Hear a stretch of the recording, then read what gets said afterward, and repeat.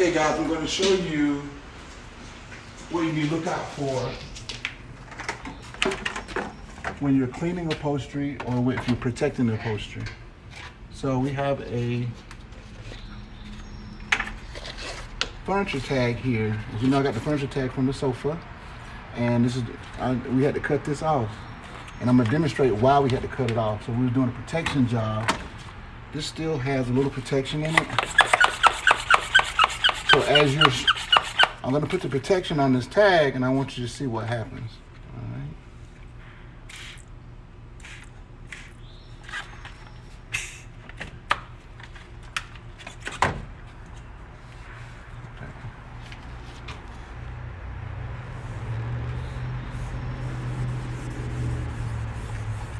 All right, guys, see that ink?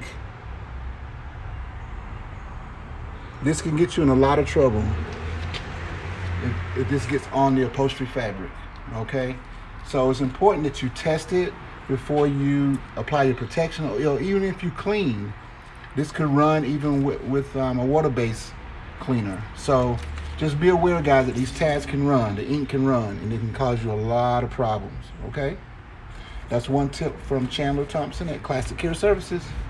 Thanks for viewing.